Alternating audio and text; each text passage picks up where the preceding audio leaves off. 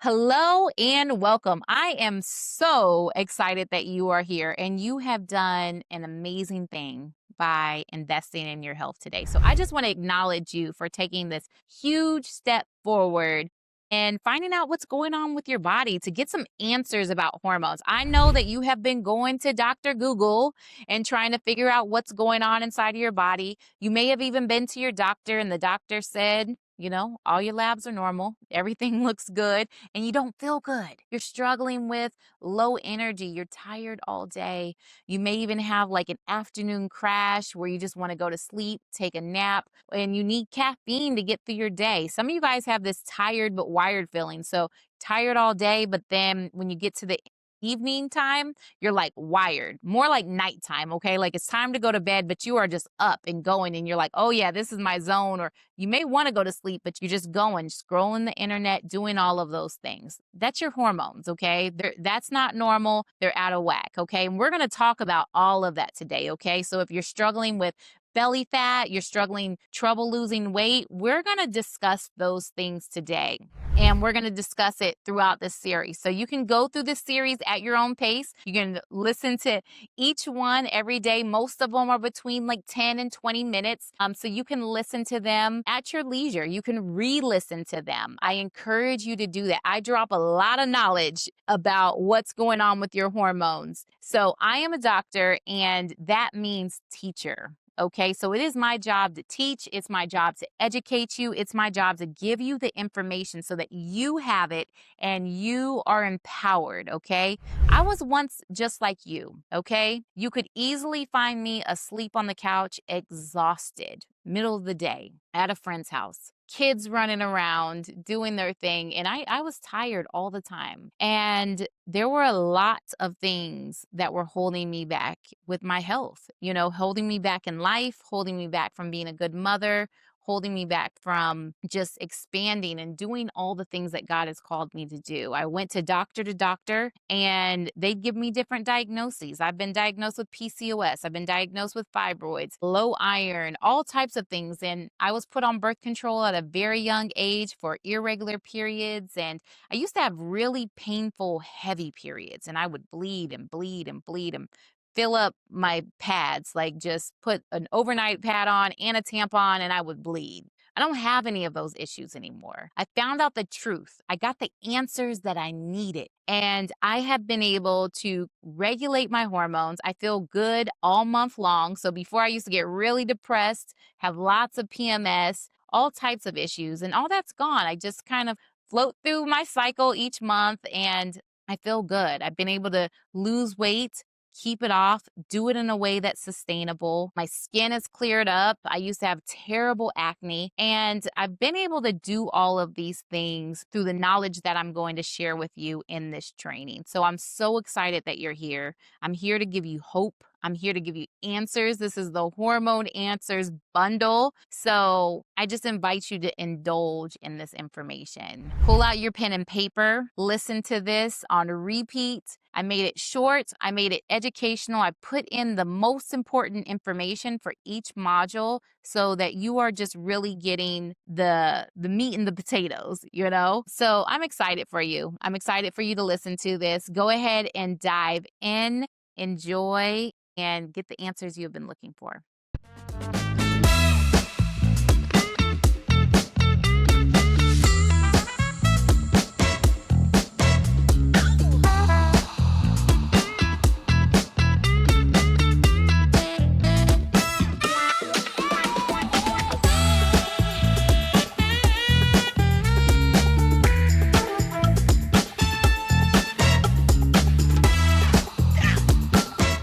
Hello and welcome. Today we are going to talk about hormones, your hormones, and they are so important to how you're feeling.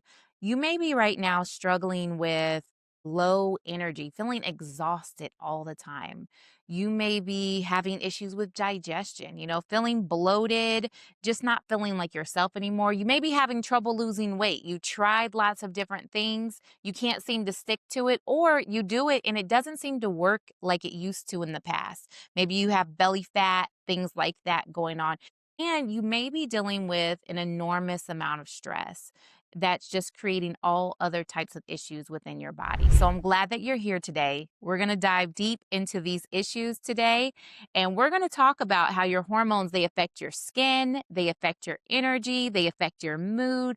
All of these different types of things are super important. So, we are going to talk about the top 8 hormones. Did you know that your body has over 50 different hormones that's communicating and doing different things with all of the cells and organs and glands within your body? Our bodies are so incredibly amazing, okay? And when we give our bodies the things that it needs and we remove the things that's hurting it, the things that aren't serving us, our bodies can really heal. Okay. So we're going to dive into these hormones today and we're going to talk about what they do and then also what the imbalances look like when they are not in a good place. Okay. So let's go ahead and begin with, let's say that you're premenopausal, meaning that you're still having a menstrual cycle.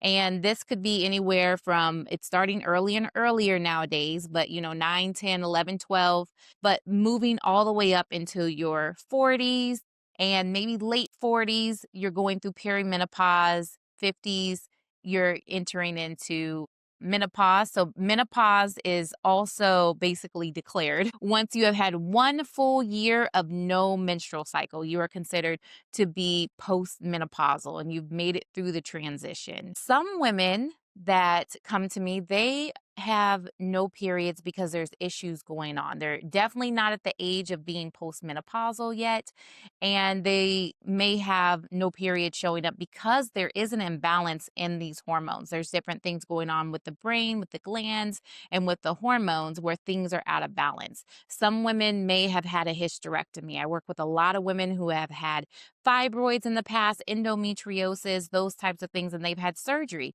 and had a hysterectomy. Some may have had their ovaries removed as well. So, one thing to think about is if you have had a hysterectomy and you still have your ovaries, those ovaries are still working every single month doing different things.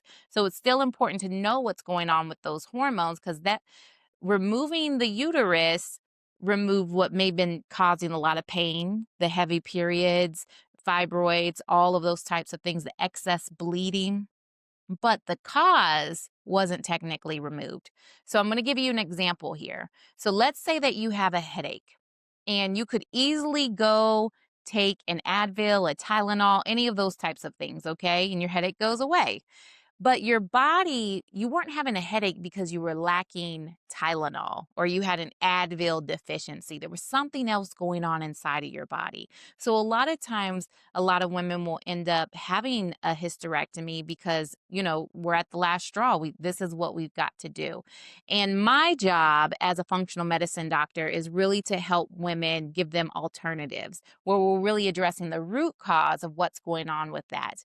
In particular, fibroids, endometriosis, ovarian cysts, all of those things are estrogen dominant. So it's when estrogen is really high in the body and higher than it should be. So it starts manifesting and showing in different ways. All right. So that was just a little side note. We will definitely dive into and talk about more of that later in this series. But right now, we're going to talk about the hormones, okay?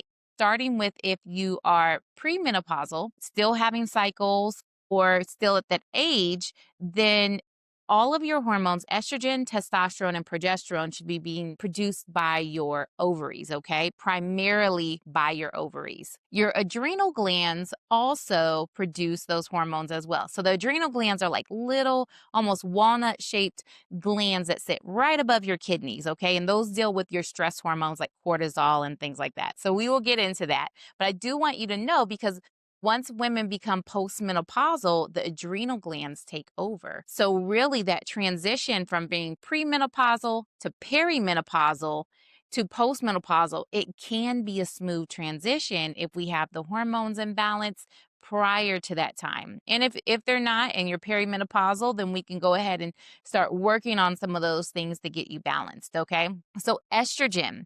Estrogen is a wonderful hormone as long as it's not too high and out of balance. But estrogen is really good for skin. It lays down new collagen in our body. It's good for bone health. It's really good postmenopausally to make sure that we have the bone density that we need. It is the one that allows us to be more extroverted. It comes in right before ovulation. So it really is a feel good hormone. It also works in tandem with a bunch of neurotransmitters as well. So there's things like dopamine, serotonin, all of these things, noradrenaline. Those are really important for just feeling good, having a good mood, mental clarity. It's neuroprotective for the brain, so it helps with healing there and can protect us when there's stressful things coming. Estrogen can help with those types of things. It causes us to be more optimistic, just in a better mood, increase memory function as well when estrogen is high and in balance. It also helps the left and the right sides of our brain do what it needs to do to communicate, okay? When it comes to progesterone, progesterone is relaxing hormone, okay? It's anti-anxiety, it's calming. When you think about a pregnant woman, her first trimester, she has tons of progesterone and oftentimes is very, very sleepy, okay? So that's when she has a whole lot in excess. However, just day to day and going through our menstrual cycle, at the beginning of our cycle, estrogen goes up and then it comes back down, and then progesterone goes up and that comes back down. And then we have our cycle. So, progesterone during that second half of our cycle should really be anti anxiety, it should be calming. A lot of times when there's an imbalance, women can be very moody.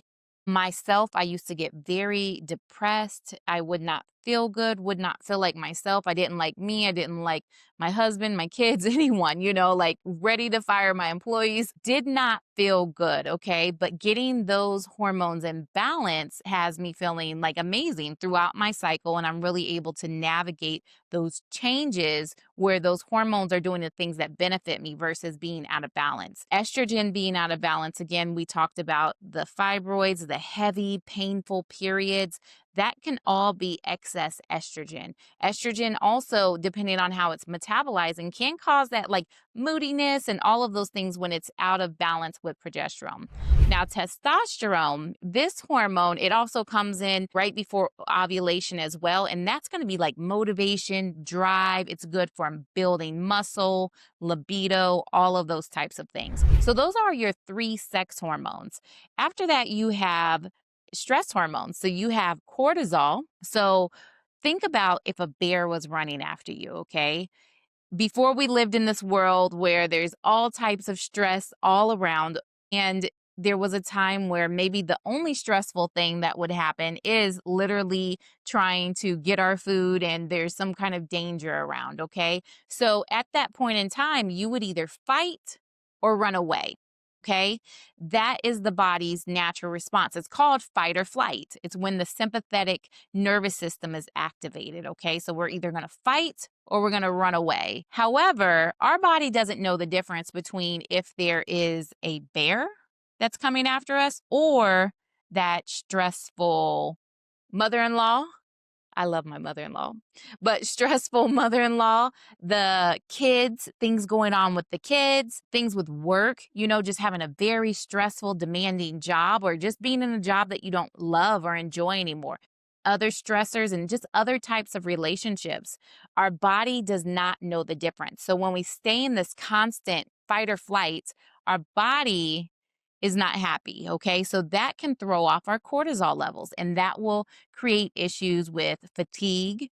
It will cause issues with anxiety, depression, all of those types of things. And then there's insulin. Okay. So insulin is a hormone that comes out every single time that you have glucose. Okay. So glucose is sugar. Okay. And sugar can be any carbohydrates that basically turn into sugar. Okay. So carbohydrates is not just your breads, your pastas, your things like that. There's fruits, vegetables, they have carbohydrates in them as well. So what happens is when we have carbohydrates, they turn to basically glucose, and glucose goes up, it's got to come back down. Okay. So the way that it comes back down is insulin comes out and it brings it back down. However, insulin is a fat storing hormone. Okay. So every time glucose is up, insulin has to come down. That's how come a lot of times low carb diets do very well for people because they start losing weight. However, they can be very stressful on the body. And we also need glucose for our different hormones, for instance, thyroid. So let's talk a bit about thyroid here. The thyroid hormone is the hormone that's normally tested is TSH, and that's thyroid stimulating hormone.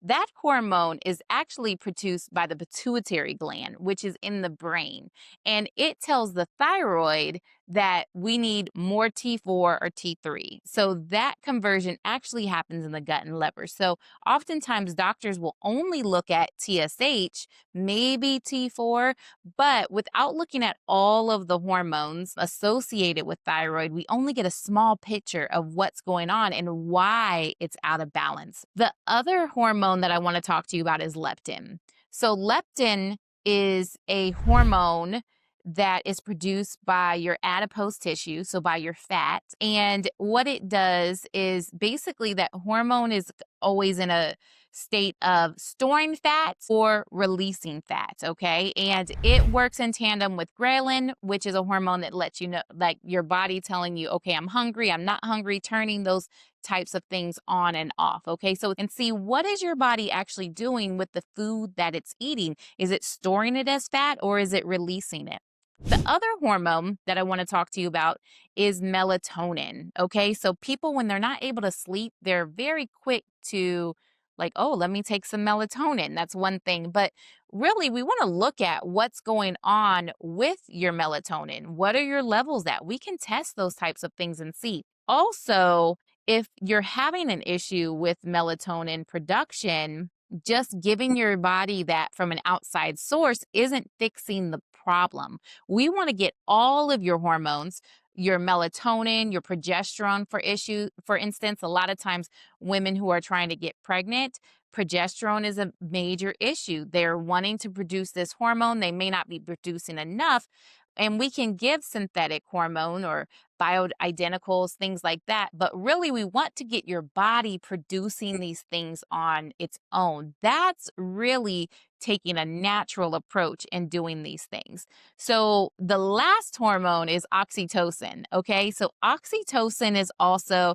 a nice feel good hormone. Okay. It brings about love, connection when mothers breastfeed or spend time with their children, when you hug others, when you kiss your significant other, oxytocin is what's produced. And they also say with kissing, it should take about 6 seconds. So, like, and hold for 6 seconds, and oxytocin will start to be produced there. So, you can always test that out with your significant other. Do that. You can just put your lips together and see what that feels like, but you can feel the effects of oxytocin. So, these are your hormones. Most of them, for example, your melatonin is produced by your pineal gland.